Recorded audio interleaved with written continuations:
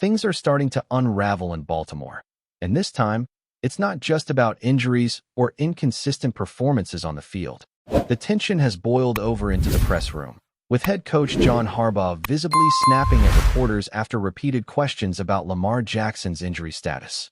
And look, nobody expects a coach to be smiling when your MVP quarterback is dealing with a hamstring issue and your team is sitting at a disappointing 1 win and 3 losses. But Harbaugh's tone in that press conference? That wasn't just frustration. That was pressure, boiling over into the open. And in a city like Baltimore, where expectations are sky-high every single year, you can feel that pressure weighing down the entire building. Harbaugh opened up the media availability with a classic deflection. "We're taking it day by day. Check the injury report."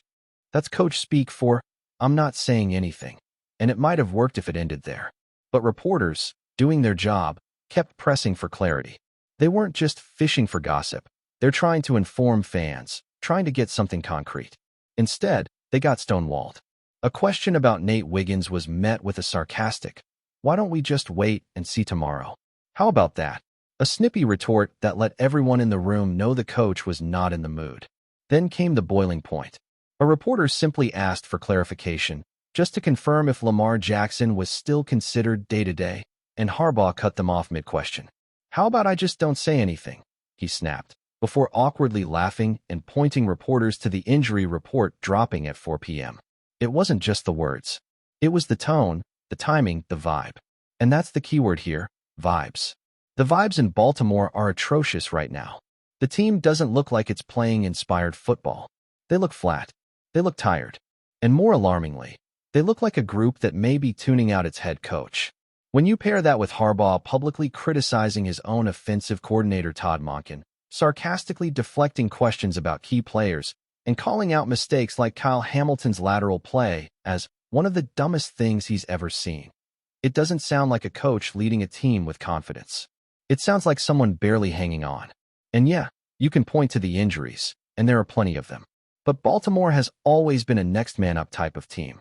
That identity, that resilience, it's what made the Ravens a perennial threat even when things went south. This year, that identity feels lost. The injury report has basically turned into a novella. 13 players from the active roster are currently listed as injured, and that's not even counting the 9 players already on injured reserve. We're talking about names like Lamar Jackson, Marlon Humphrey, Ronnie Stanley, Roquan Smith, and Nate Wiggins, starters, leaders, foundational pieces of this team. That's nearly half your starting lineup limping into a Week 5 matchup that suddenly feels like a turning point. And let's not sugarcoat this. If you're the Baltimore Ravens, this game against the Houston Texans isn't just important. It's survival.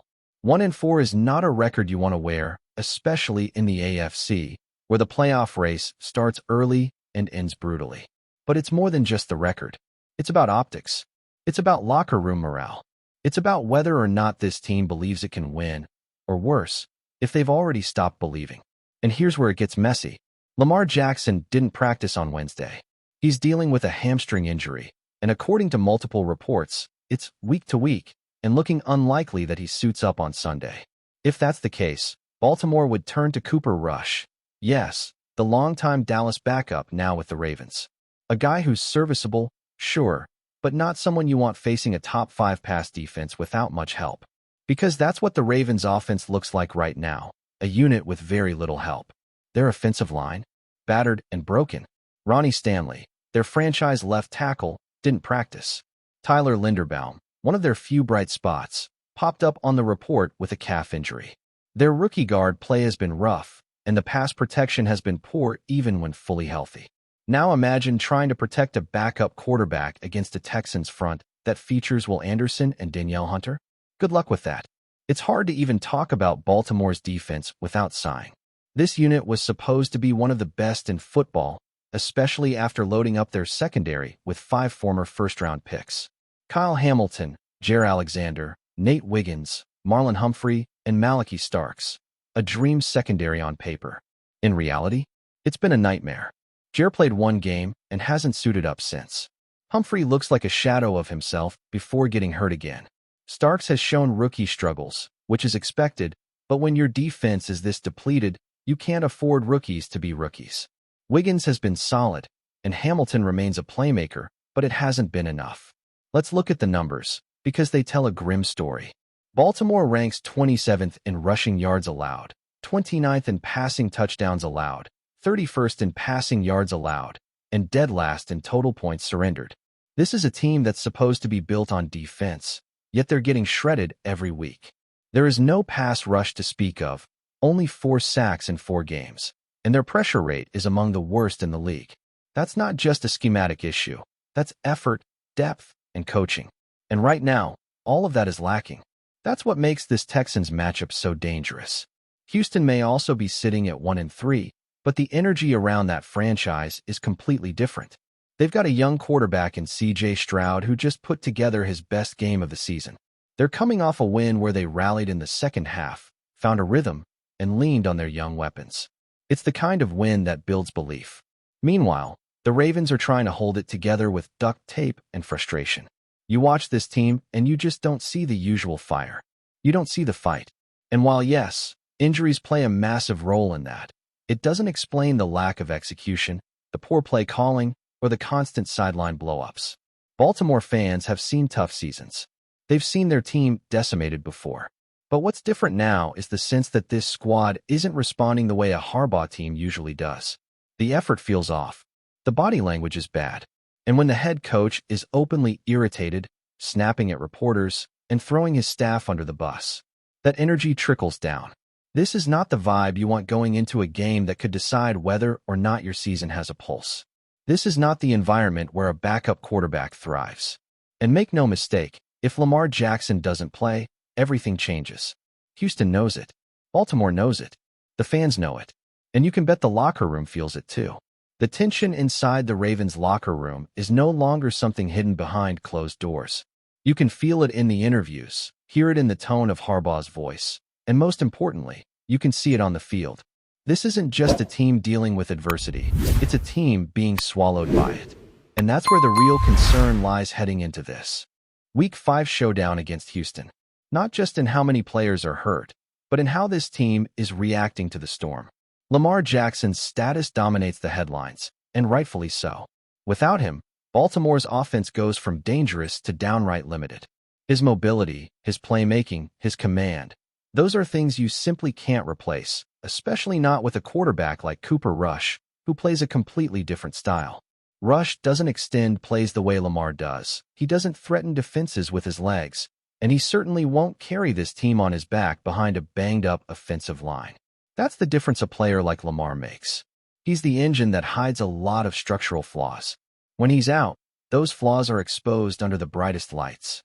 If Jackson does miss this game, the Ravens' only real option is to simplify the offense and try to win ugly. And that likely means leaning on Derrick Henry to control the tempo and grind out drives. But that strategy hinges on a few big ifs. If the offensive line can open up lanes, if Henry can get going early, and if the defense can finally show up and make stops. Right now, none of those feel like safe bets. The biggest irony in all of this is that Henry is still playing well.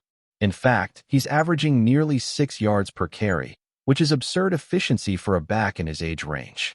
But the Ravens haven't been giving him enough touches. Just under 50 carries in 4 games? That's not enough, especially when your quarterback is hurt and your receivers have been inconsistent. Henry has always been a volume back. The more you feed him, the more he wears down a defense, and the more explosive he becomes in the second half. If Baltimore is serious about establishing the run and giving Rush a fighting chance, it starts with giving Henry 20-plus carries and letting him set the tone. Otherwise, the offense is going to stall fast. But as much as we can talk about the offense, this game might be decided by what happens when the Ravens are on defense. Because this side of the ball, traditionally the strength of the franchise, has become one of the biggest liabilities in the league. They're not stopping the run. They're not pressuring the quarterback. They're not taking the ball away. And it's killing them. C.J. Stroud isn't some inexperienced rookie trying to find his footing. He's already proven he can dissect a defense when given time.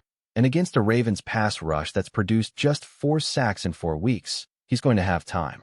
The secondary, once billed as elite, is in shambles. Marlon Humphrey, injured. Jaire Alexander, injured.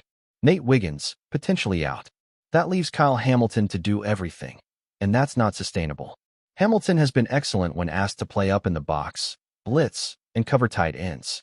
But when he's forced to clean up the entire back end of the defense, his effectiveness naturally drops.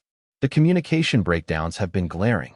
Safeties and corners are blowing coverages, linebackers are slow in their reads, and the tackling has been soft across the board. It's hard to ignore the emotional side of this too. The Ravens don't look like they trust what they're doing.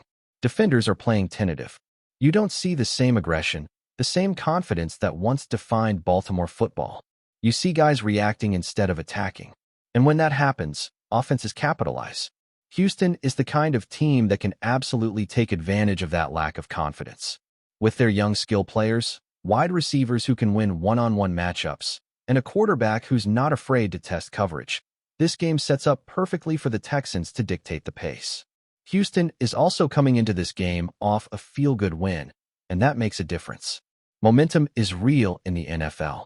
It affects how teams practice, how they execute, and how they finish games.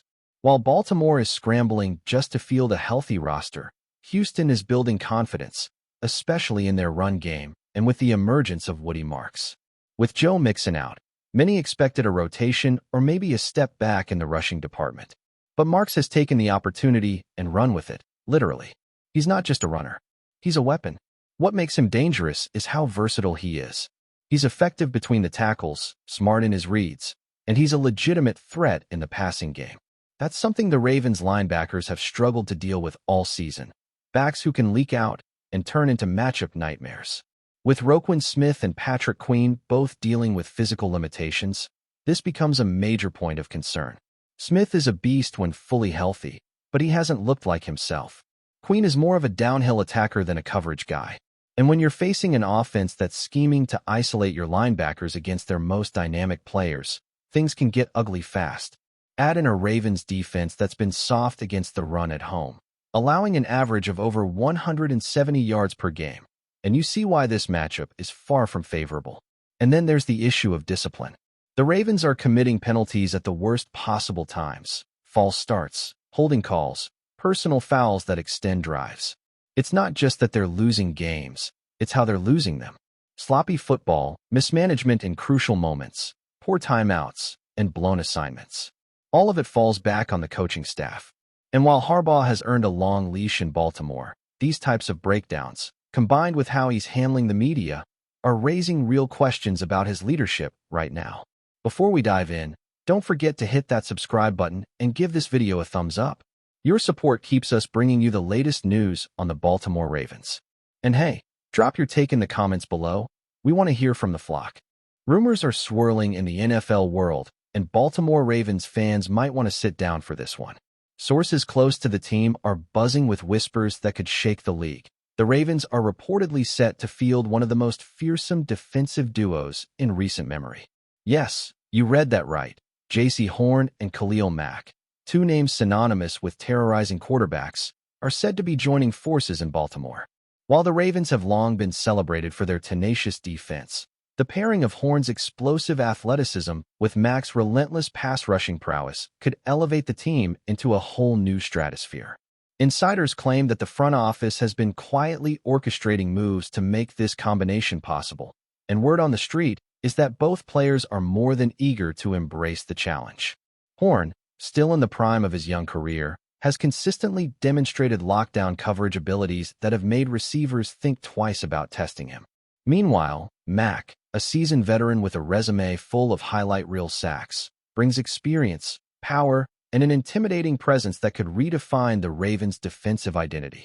Fans and analysts alike are already speculating about the havoc this duo could wreak on opposing offenses. Imagine Horn shadowing elite receivers while Mack tears through offensive lines with surgical precision. Quarterbacks might not know which way to turn. Some whisper that this is part of a broader strategy by Baltimore to reassert themselves as a defensive powerhouse, recalling the glory days when their defense seemed almost untouchable. Skeptics, of course, question whether such a high-profile duo can coexist seamlessly, but the buzz around town is impossible to ignore. Social media is lighting up with mock lineups, gifs of bone-crushing tackles, and feverish predictions of what could be a season-defining partnership. If these rumors hold water, the Ravens may not only dominate headlines, They could redefine defensive dominance in the modern NFL. One thing is certain, Baltimore is stirring the pot, and the league should be bracing for the storm that Horn and Mack are rumored to bring. That's it for this update. If you enjoyed the video and want to stay in the loop with exclusive news on our Baltimore Ravens, make sure to subscribe and hit that like button. We'd love to hear what the flock thinks. Drop your thoughts in the comments. See you in the next one.